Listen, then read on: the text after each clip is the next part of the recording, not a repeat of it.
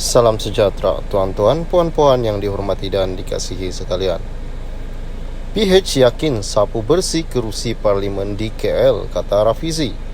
Pakatan Harapan yakin mampu menyapu 11 kerusi parlimen di wilayah persekutuan, selain 19 daripada 22 kerusi di Selangor PRU 15 ini.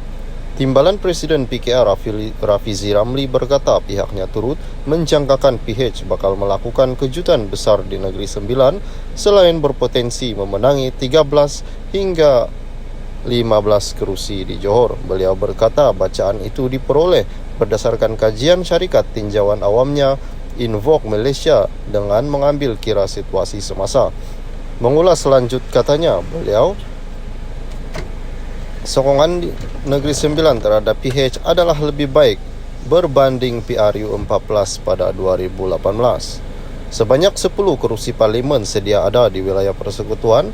Kita akan berjaya bertahan dan kalau kena cara boleh sapu bersih semua 11 kerusi.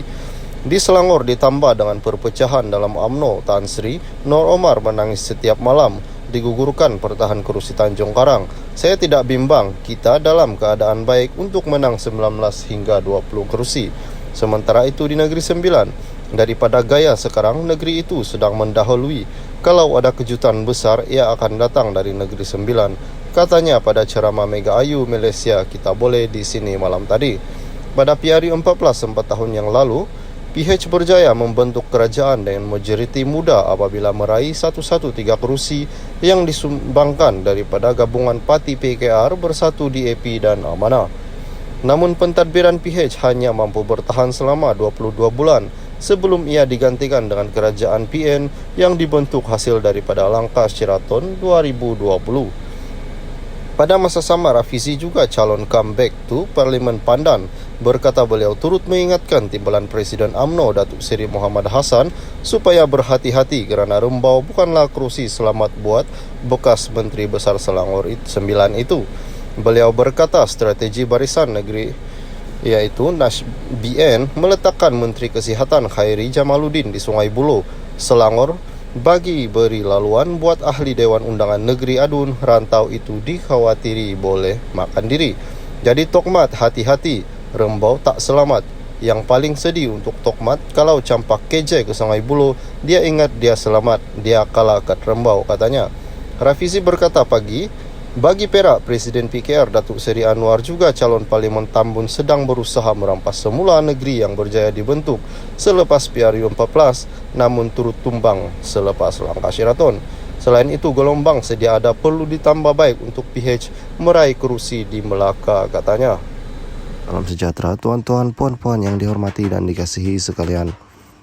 Sehari selepas pengumuman iaitu penamaan calon pembukaan tirai PRU 15, Rafizi sudah bersuara kembali seakan tidak puas hati.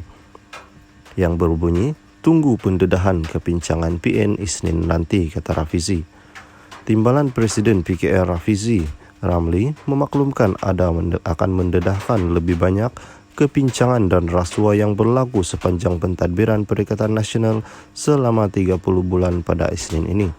Beliau yang juga calon Parlimen Pandan mendakwa peluru yang akan dilontarkan Isnin ini membabitkan kepincangan didalangi UMNO Bersatu dan PAS yang terpalit dengan rasuah bernilai bilion ringgit. Mereka asyik cakap keburukan 22 PH mentadbir, tetapi saya ada banyak peluru untuk didedahkan minggu depan, katanya. Kenapa nak tunggu minggu depan? Sebab saya nak bagi mereka tidak tidur malam. Saya tidak ada apa-apa dengan pendedahan, jadi beginilah saya akan bully mereka.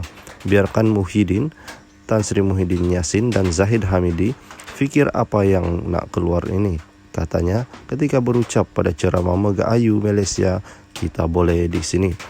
Ogos lalu Rafizi mendedahkan berhubung isu projek kapal tempur persisir LCS oleh Tentera Laut Diraja Malaysia dengan beberapa dakwaan.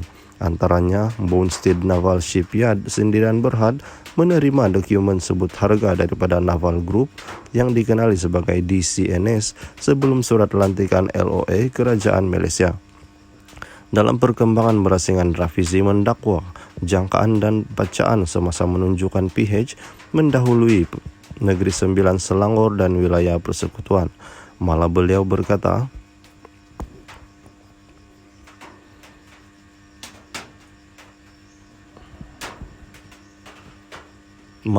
berkata, pihaknya menjangkakan adanya kejutan besar yang akan datang dari Negeri Sembilan. Daripada gaya sekarang Negeri Sembilan sedang mendahului, saya ada kejutan besar, ia akan datang dari Negeri Sembilan.